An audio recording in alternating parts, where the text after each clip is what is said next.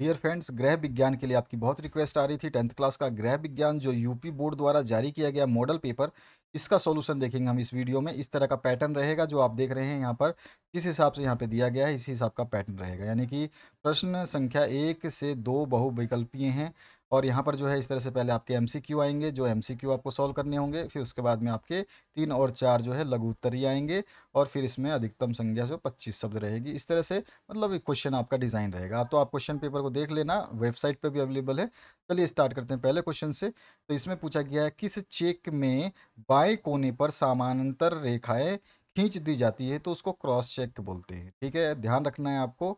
और दूसरी बात मैं आपको बता दूं कि आपके ऑलरेडी जितने भी सब्जेक्ट्स हैं उनको सॉल्व कर दिया है, जिसमें आपका हिंदी है, इंग्लिश है, मैथ्स है, साइंस है, सोशल साइंस है। ठीक है, तो ये सारे सॉल्व कर दिए हैं, उनको भी आप देख सकते हो। अगर इस वीडियो के एंड तक रुकते हो तो आपको वीडियो के एंड स्क्रीन पे जो है आपको प्लेलिस्ट दिखाई देगी, उस प्लेलिस्ट को टच कर देना, उसमें सारे वीडियोस अवेलेबल हैं। इसके बाद में दूसरा जो क्वेश्चन है, 1 किलोग्राम में कितने ग्राम होते हैं? तो सभी को पता होगा कि 1 किलोग्राम में जो है 1000 ग्राम होते हैं। उसके बाद जो नेक्स्ट क्वेश्चन है, कौन सी सामग्री सिलाई किट में नहीं रखी जाती है? तो भैया सिलाई किट में तो सब कुछ रखा जाता है, आपका सुइयाँ, इंची टेप और धागा भी, लेकिन सिलाई मशीन तो नहीं रख सकते ना सिलाई किट में। छोटी सी सिलाई किट होती है, सिलाई मशीन बड़ी होती है।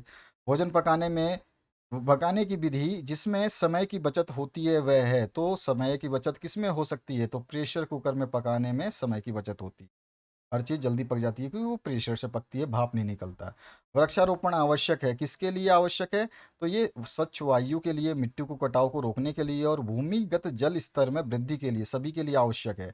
इसके बाद में विश्व पर्यावरण दिवस जो है किस तिथि को मनाया जाता है? तो ये 5 जून को मनाया जाता है। उसके बाद में एटीएस अथवा टीट बैक का इंजेक्शन किस रोग के बचाव के लिए लगाया? तो टिटनेस के लिए लगाया जाता है।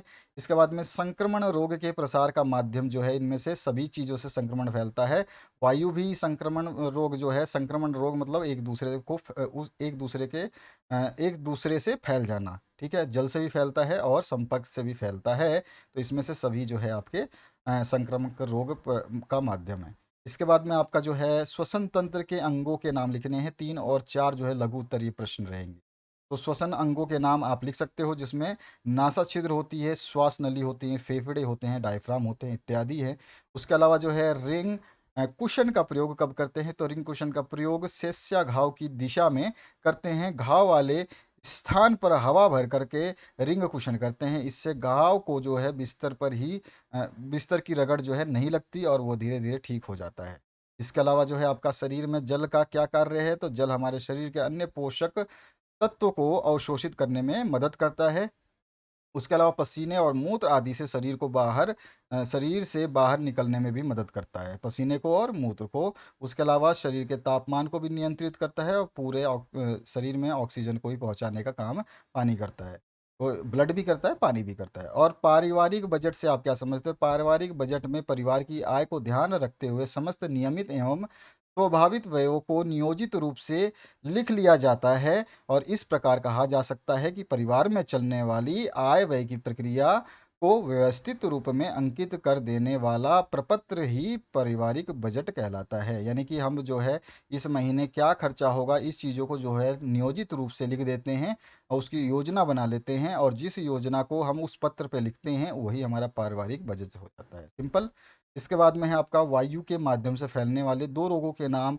जुकाम और चेचक जो है वायु के माध्यम से फैल सकता है। उसके अलावा जो है आपका किन्हीं 4 जो है तरल आहारों के नाम बताने हैं। तो तरल आहारों में दाल का सूप आ जाता है, टमाटर का सूप, फलों का रस और आम का पन्ना।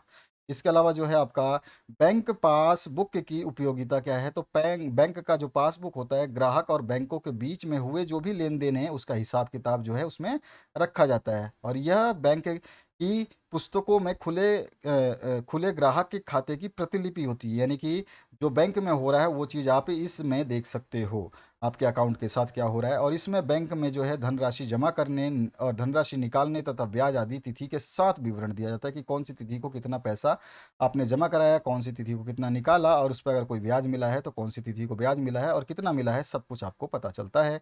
और कृत्रिम कृत्रिम श्वसन क्रिया से क्या हास्य है? तो जब किसी व्यक्ति को विद्युत का झटका लगता है तो वो बेहोश हो जाता है। इस अवस्था में उसके हृदय की गति कम हो जाती है, जिसके कारण उसे श्वास लेने में परेशानी होती है। इसके लिए मानव द्वारा जो है निर्मित श्वास प्रक्रिया का उपयोग किया जाता है जिसे हम कृति श्वास कहते हैं। इसको आप अपने शब्दों में भी लिख सकते हैं कि जब एक व्यक्ति दूसरे व्यक्ति को जब वो साँस नहीं ले पाता तो उसे जो है साँस साधन से जिस साँस साधन से श्वसन क्रिया कराता है वो जो है कृत्रिम श्वसन कहलाती है। ये भी आपका एक वर्ड है अपने वर्ड में लिखने का तरीका। और गर्म सेक के मुख्य रूप बताने हैं तो गर्म सेक के मुख्य रूपों में सूक्ष्म गर्म सेक और पुलटिस बांधना, गर्म पानी की बोतल का प्रयोग करके सेकना और जो है आपका बफरा लेना और गरारे करना, ये सारे के सारे गर्म सेकों के मुख्य रूप हैं। ठोस रासायनिक निसंक्रमकों के नाम बताने हैं तो ठोस रासायनिक निसंक्रमक बहुत ही कम होते हैं, एक आधे होते हैं जिसमें आपका कैल्शियम हाइपोक्लोराइड है, इसको ध्यान रखना। उसके बाद में आपका पारिवारिक बजट, यहाँ पर जो क्वेश्चन है 5 से 7 लघु उत्तरीय प्रश्न है, ठीक है। और जो है आपको 50 शब्दों में आपको लगभग देने हैं। यहाँ पर जो है पारिवारिक बजट के अवलोकन से मुख्य रूप से कौन सी सूचनाएं प्राप्त होती हैं, अथवा में एक और है, आप क्वेश्चन ये भी कर सकते हैं, 6% साधारण ब्याज की दर से 800 रुपये का 4 वर्ष का ब्याज कितना होगा। तो हमने निकाला है कि मूलधन जो है आपको 800 रुपये दिया हुआ है तो 800 रुपये लिखा हमने यहाँ पे मूलधन। उसके बाद में दर जो है ब्याज की दर जो है 6% दे रखी है तो 6% वार्षिक है लिखा हुआ है। और इसके अलावा 4 वर्ष का जो है ब्याज निकालना है तो समय कितना दे रखा है 4 वर्ष, और क्या निकालना है हमें ब्याज निकालना है तो ब्याज को हम निकाल देंगे। साधारण ब्याज का फॉर्मूला होता है मूलधन गुणा में दर गुणा में समय, और यहाँ पे अपोन में 100, क्योंकि हमें परसेंटेज में दिया हुआ है साधारण ब्याज तो बटे में 100 आ जाएगा। तो यहाँ पर जो है आप सभी समीकरण में जो है समस्याओं को लिख दोगे, जैसे कि मूलधन का समस्या कितना है यानी कि मूल्य कितना है 800, तो 800 लिख दिया। दर है 6%, 6% लिख दिया, और 4 वर्ष का समय है तो समय की जगह समय लिख दिया, बटे में 100 है। काटोगे तो आपका एक जीरो से एक जीरो इसका कट जाएगा, मैं काट के दिखा देता हूँ। एक जीरो से एक जीरो जो है इसका कट जाएगा, फिर एक जीरो से एक जीरो फिर से कट जाएगा, यानी कि अब आपके पास कुछ नहीं बचा नीचे, ऊपर बचा है 8, 6 और 4, इसको मल्टीप्लाई करोगे तो आ जाएगा 192। बस सिंपल सा था। आगे बढ़ते हैं नेक्स्ट क्वेश्चन की तरफ। जो नेक्स्ट क्वेश्चन है इसमें पूछा गया आपसे, घर के कूड़े करकट को हटाने व नष्ट करने के उपायों को स्पष्ट कीजिए, अथवा में भोजन पकाने की विधियों के नाम लिखिए, किन्हीं 2 विधियों का वर्णन कीजिए। तो सबसे पहले घर के कूड़े करकट को हटाने या नष्ट करने के मुख्य उपाय हैं, कौन से उपाय हैं? छटाई द्वारा कूड़े करकट का उपयोग, छटाई कर सकते हैं, और इसमें जो ये चीज़ें मैंने बताई हैं यहाँ पे लिखी हैं, इन सब चीज़ों को आसानी से आप पढ़ लेना, आपको समझने में कुछ समझ में आ जाएगा। ऐसा कुछ समझाने वाला मन नहीं है। अगर फँसने वाला जैसे इस तरह का कुछ आइटम होता तो मैं आपको बताया था। तो यहाँ पे सिंपल है, आपको हेडलाइन लिखना ज़रूरी है। हेडलाइन के अंतर्गत जो चीज़ें लिखोगे तभी जाके नंबर आपको मिलेंगे। तो छटाई द्वारा कूड़े का उपयोग करना है, खाद बनाना है, ये भी एक आसान प्रक्रिया है। ठीक है, तो ये दोनों चीज़ें लिख दोगे तो आसानी से आपको नंबर मिल जाएंगे। अगला जो क्वेश्चन है, हैजा रोग के लक्षण और बचाव जो है आपको बताने हैं, आदर्श कुएं पर टिप्पणी लिखनी है। तो हैजा रोग के लक्षण जो है, ये रोगाणुओं के शरीर में प्रवेश करने के कुछ घंटे उपरांत से 2-3 दिन बाद यानी कि पश्चात तक रोग के निम्नलिखित लक्षण दिखाई पड़ सकते हैं। जब हैजा रोग का रोगाणु पहुंच जाएगा शरीर में तो कौन कौन से लक्षण होंगे? तो यहाँ पे चावल के मांड जैसे दस्तों की पुनरावृत्ति होगी, यानी बार बार आएगा। उसके अलावा अत्यधिक मात्रा में जो बार बार वमन होगा, उल्टियाँ होंगी, मूत्र विसर्जन में कमी हो जाएगी, शरीर अत्यधिक दुर्बल और ज्वर शिकायत हो जाएगा, यानी कि बीमारी हो जाएगी, बुखार आएगा बार बार में, दुर्बल हो जाएगा, रोग जल अल्पता यानी डिहाइड्रेशन से पीड़ित हो जाओगे आप, पानी की कमी महसूस होने लगेगी, और उपचार ना मिलने पर कुछ ही घंटों में मृत्यु की गोद में भी जा सकते हैं। ये बहुत खतरनाक होता है हैजा। ठीक है, ये फैला भी था। उपचार जो है इसके मैंने यहाँ पे लिखे हैं, उपचार एवं बचने के उपाय जो है आप लिख सकते हैं। मेलों या भीड़ भरे क्षेत्रों में जाने वाले तथा रोगी के आसपास रहने वाले व्यक्तियों को हैजे से बचाव का टीका अवश्य लगवाना चाहिए। तो टीका अगर लगा हुआ है तो इससे बचाव हो सकता है। इसके अलावा रोगी को अस्पताल में भर्ती करा देना चाहिए, ठीक है, तो उसको जो है पृथक कमरे में रखना चाहिए, दूध व जल को उबाल कर पीना चाहिए। तो ये सारी की सारी चीज़ें हैं, यहाँ पे आप इन सबको पढ़ोगे तो आसानी से याद हो जाएगा, जिसमें से आप 5-6 पॉइंट जो आपको आसानी से याद होते हैं तो कम से कम 5-6 पॉइंट लिख देने हैं। ऐसा ज़रूरी नहीं है कि जितना हमने लिखा है उतना लिखना है। क्वेश्चन अगर 4 नंबर का है तो कम से कम जितने नंबर का क्वेश्चन है उससे 1-2 पॉइंट ज़्यादा लिखें बस। तो 4 नंबर का पॉइंट क्वेश्चन है तो 4 पॉइंट से ज़्यादा यानी कि 5 या 6 पॉइंट जो है आपको लिखने हैं। तो इस तरह से ये आंसर हो गया। ख पार्ट में इससे पूछा गया, पाक क्रिया का वसा पर क्या प्रभाव पड़ता है, अथवा में ध्वनि प्रदूषण क्या है? तो साधारणतः पाक क्रिया का वसा पर कोई विशेष प्रभाव नहीं पड़ता, परंतु अधिक ताप पर निरंतर गर्म करने से वसा एक नया यौगिक बन जाता है, जिसे एक्रोलीन कहा जाता है। ठीक है, ये क्या होता है, इसमें रिएक्शन हो जाता है गर्म करने से। जैसे आप साइंस पढ़ते हो, तो इस यौगिक की एक विशेष गंध होती है, अतः इस अवस्था में वसा युक्त भोजन में एक तीखी गंध आने लगती है। यह एक्रोलीन नामक यौगिक खाने योग्य नहीं होता है, अतः इसे युक्त आहार ग्रहण करने से हानि होती है। तो इससे युक्त जो भी आहार करोगे ग्रहण, वो हानि कर देगी। यदि वसा युक्त भोजन को बार बार गर्म किया जाए तो वह सरलता से पचने योग्य नहीं रह जाता है, और वसा जो है अधिक ताप के प्रभाव से ग्लिसरॉल और स्किंद के रूप में जो विघटित हो जाती है, यानी नया कंपाउंड बना लेती है। तो इस तरह से आप इसका आंसर दे सकते हो। और फ्रॉक को सुंदर व आकर्षक बनाने के लिए आप क्या करेंगे, या फिर लू लगने पर रोगी को क्या देना चाहिए? तो लू लगने पे रोगी को जो है 4 नंबर का आंसर, कम से कम 5-6 ट्रीटमेंट आप बता सकते हो। और अगर आप 4 ही बताओगे तो भी चलेगा। तो 4 क्यों बताओगे? क्योंकि ज़्यादा होता है इसलिए। तो ज़्यादा बड़ा है तो 4 ही बताओगे, छोटे-छोटे हैं तो 5-6 बता दोगे। तो बस, वैसे तो गर्मी और धूप और लू से बचने के लिए हम कई तरह के जो है कई तरह से सतर्क रहते हैं और इससे बचने का पूरा प्रयास भी करते हैं। लेकिन इन सभी के बावजूद अगर हमें लू लग जाए, या फिर शरीर जो है गर्मी शरीर में गर्मी अधिक बढ़ जाए जाने पर हम बीमार महसूस करते हैं, तो हम क्या क्या उपाय करेंगे? यहाँ पे 4 उपाय लिखे हैं। धूप में निकलने से पर जो है हम अपने सिर को ढक लेंगे, आंखों पर जो है सन ग्लासेस लगा लेंगे, और सफ़ेद या हल्के रंग के जो है कॉटन के कपड़े पहनेंगे। अचानक ठंडी जगह से एकदम गर्म जगह पे नहीं जाना है, और कच्चा प्याज रोज़ खाना है, ज़्यादा से ज़्यादा पानी पीना है। अधिक गर्मी में मौसमी फल जो है उसके रस, दही, मट्ठा, जीरा छाछ, जलजीरा, लस्सी, आम का पन्ना और आम की चटनी आदि खानी चाहिए। और जौ का आटा, पिसा हुआ प्याज मिलाकर शरीर पर लेप करे तो लू जो है तुरंत राहत दे देती है। तो इस तरह से आप लिख सकते हैं आंसर। और निर्जलीकरण से क्या तात्पर्य, इसके लक्षण बताने हैं। और अथवा में एक क्वेश्चन है, एक गांव की जनसंख्या 4000 है और इसमें 20% जो है पुरुष है, 25% महिलाएं हैं, तो शेष बच्चे हैं, बच्चों की संख्या कितनी होगी? तो हम पुरुष और महिलाओं की संख्या को इसमें से घटा देंगे तो बच्चों की संख्या बच जाएगी। तो यहाँ दिया गया है गांव की जनसंख्या 4000 है और पुरुषों की संख्या 20% है, तो 4000 का 20%, अतः जनसंख्या में पुरुषों की संख्या कितनी है, ये तो प्रतिशत देख रखा है, संख्या निकालेंगे अंकों में तो ये आ जाएगा 800 पुरुष होंगे 4000 में से 20% के हिसाब से। इसी प्रकार स्त्रियों की जनसंख्या जो है हमें 25% दे रखी है, तो उसको 25% 4000 का निकालेंगे तो 4000 गुणा में 25/100। हमेशा जब प्रतिशत दी जाती है तो प्रतिशत जब चिन्ह हटाते हैं तो उसके बटे में 100 हो जाता है। बस सिंपल सा रूल है ये, ध्यान रखना है। तो प्रतिशत का चिन्ह हटाओगे तो बटे में 100 आ जाएगा, तो बटे में 100 लिखा है, बाकी में 4000 सब में गुणा किया है। और इनको काटोगे, काटने के बाद आपका 800 पुरुष आ जाएगा और 1000 स्त्रियां आ जाएंगी। अब जब इनको आप दोनों को जोड़ करके और 4000 में से माइनस कर दोगे तो हम स्त्रियों और पुरुषों की कुल संख्या निकाल लेंगे, तो 1800 हो जाएगी। और बच्चों की संख्या निकालने के लिए पूरी जनसंख्या में से स्त्रियों और पुरुषों को जो 1800 आया था इसको घटा देंगे, तो 2200 बच्चे जो हमारे प्राप्त होंगे इस न्यूमेरिकल के हिसाब से।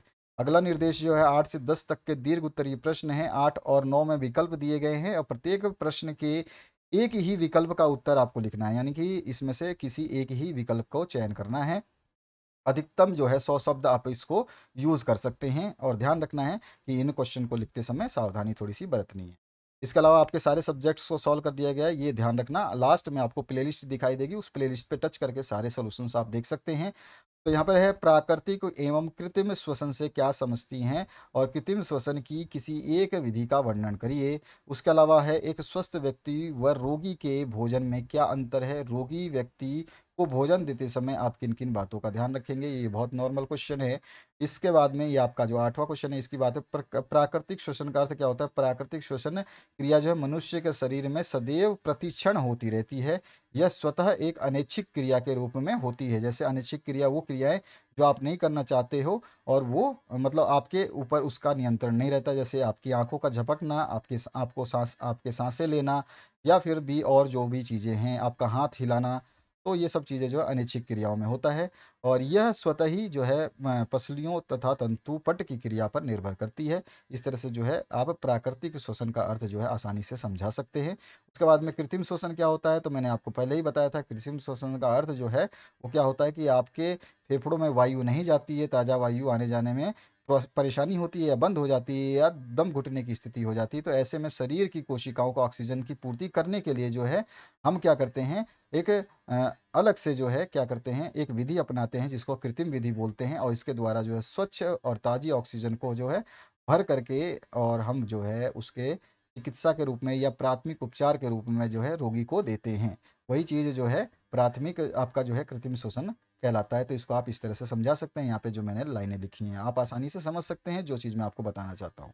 इसके बाद में कृत्रिम श्वसन की विधियाँ क्या कौन कौन सी है, तो शेफर्स विधि भी है और सिफलेस्ट विधि भी है, लेबार्ड विधि भी है, और इनमें तीनों इसमें से कोई भी एक विधि को आप जो है डिस्क्राइब कर दोगे थोड़ा सा तो आपका काम हो जाएगा। कृत्रिम श्वसन के लिए जो है ये विधि आप डिस्क्राइब कर देना, और इसमें जो आपको ज़रूरी नहीं है कि इतने शब्द लिखने हैं, इससे कम आप कर सकते हैं, तो ये भी ध्यान रखें। अगर आप यहाँ तक लाइन पकड़ कर बाहर की तरफ खींचे रहेगा, पहला व्यक्ति रोगी के दोनों हाथों को इस तरह से आप जब कर रहे हैं, तो यहाँ पर आप जो है ये कृत्रिम श्वसन जो है 1 मिनट में लगभग 12 बार इस क्रिया को दोहराने से रोगी की श्वसन क्रिया जो है आरंभ हो जाती है। तो इस तरह से आप इतना भी लिख सकते हैं, इससे कम भी लिख सकते हैं, आपको कोई आवश्यकता नहीं है इतना पूरा का पूरा लिखना। और सावधानियाँ क्या बरतनी चाहिए वो ज़रूर लिखें कि इसमें जो है रोगी की जीभ कसकर पकड़ना चाहिए। उसके अलावा जो है क्रम से चिकित्सक ऊपर उठें और उसी क्रम से नीचे बैठने, अर्थात दबाव डालें, और दबाव जो है कम करने की प्रक्रिया एक जैसी होनी चाहिए। इस तरह से सारी सावधानियाँ जो है ये होने चाहिए। इसके अलावा जो है आप पर्यावरण प्रदूषण के कारकों का उल्लेख कर सकते हैं और डाकघर द्वारा संचालित मुख्य योजनाओं का वर्णन कर सकते हैं। तो पर्यावरण प्रदूषण के मुख्य कारकों में आप जानती हैं जनसंख्या वृद्धि हो रही है, ये एक पर्यावरण प्रदूषण कर रहा है। स्रोतों का अनियंत्रित दोहन जो हो रहा है, इससे भी जो है आपके पर्यावरण प्रदूषण होते हैं। आर्थिक विकास जो है ये भी एक पर्यावरण प्रदूषण के अंदर ही आ जाता है। परिवहन विस्तार है, ये पर्यावरण प्रदूषण है। आधुनिक तकनीकों का प्रसार है, ये भी आपका जो है प्रदूषण है। और विषाक्त गैसें हैं, ये भी आपका प्रदूषण है। तो इनमें से कोई भी 4 या 5 लिख सकते हैं। वैसे 6 नंबर का क्वेश्चन है तो 6 पॉइंट आपको बताने होंगे, और कम से कम आप 2-2 लाइन, 1-1, 2-2 लाइन आपको इसमें लिखने हैं। तो इन सब चीज़ों को आसानी से पढ़ लोगे, समझ लोगे, तो आपको आसान हो जाएगा। वैसे इसमें कोई समझाने वाली बात नहीं है, बस आप इसको पढ़ोगे, क्योंकि आसान लैंग्वेज जब हम यूज़ करते हैं तो हम आपको डिस्क्राइब करने की आवश्यकता नहीं पड़ती है। और यहाँ पर जो है 10वां क्वेश्चन, अपशिष्ट कचरा प्रबंध से आप क्या समझते हैं? कचरा प्रबंध की आवश्यकता या प्रक्रिया को आपको विवरण देना है। तो किसी भी कचरे को सही तरह से निपटाने के लिए उसे संग्रहण, परिवहन और निगरानी, और उस पर जो है कुछ खास प्रक्रिया करनी पड़ती है। उसे ही हम कचरा प्रबंध या अपशिष्ट प्रबंध के नाम से जानते हैं। तो ये हमने डेफिनेशन दे दी। अब इसके बाद में है, इसमें 2 नंबर आपको मिल जाने हैं। कचरा प्रबंध की आवश्यकता प्रक्रिया बता सकते हैं। आवश्यकता क्यों है? क्योंकि आप जानते हो इसकी वजह से जो है बीमारियाँ होती है, तो वो चीज़ इसमें हमने समझाई है। और इन बीमारियों से जो है कितनी दुर्गंध फैलती हैं, कितने रोग फैलते हैं और किस-किस को हो सकते हैं, ये सब चीज़ें, और इससे कौन-कौन सी चीज़ें प्रभावित होंगी, इन सब चीज़ों को आवश्यकताओं में हम डाल देंगे। तो आवश्यकताओं में आपको ये सारी चीज़ें लिखनी है जो कि आप यहाँ पे देख पा रहे हैं स्क्रीन पे। और इसके बाद में जो है इसके अपशिष्ट कचरा प्रबंध की प्रक्रिया क्या होती है, वो प्रक्रियाएँ आप समझा सकते हैं। तो स्वास्थ्य और सफाई के लिए जो है कूड़े करकट को घर के बाहर निकालना बहुत आवश्यक है। इस तरह से हम प्रबंध करेंगे, और जो है हमारा रसोई घर का जो कूड़ा होता है उसको अलग करेंगे। साथ में पानी में जो है कचरे में पानी नहीं डालेंगे, हाथ अलग से धोना चाहिए। इस तरह से सारी चीज़ें इसमें समझाएंगे, जो चीज़ हम जनरली अपने घर पे करते हैं वही चीज़ को हम शब्दों में यहाँ पे पिरो के लिख देंगे, और वही हमारा जो है आंसर हो जाएगा। तो इस तरह से आप पूरा जब एक बार पढ़ोगे तो आपको पूरा समझ में आ जाएगा। तो ये था आपके क्वेश्चन पेपर का पूरा सोल्यूशन। तो आशा करता हूँ इस वीडियो को देख करके जो है आपको अच्छा लगा होगा। और यहाँ पे मार्किंग स्कीम है, ये तो आपको मॉडल पेपर में मिल जाएगा। तो यहाँ पे कौन से नंबर में कितने नंबर मिलेंगे, बस इतना आपको ध्यान रखना है। तो ये था आपका पूरा सोल्यूशन। और इसी तरह से कमेंट हमेशा करते रहें, आपके सोल्यूशन हमेशा मिलते रहेंगे। मैक्सिमम दोस्तों को शेयर करिए, और प्ले लिस्ट कर देखना भूले ना, वीडियो के एंड स्क्रीन पे आ रहा है। Thank you very much, have a good day.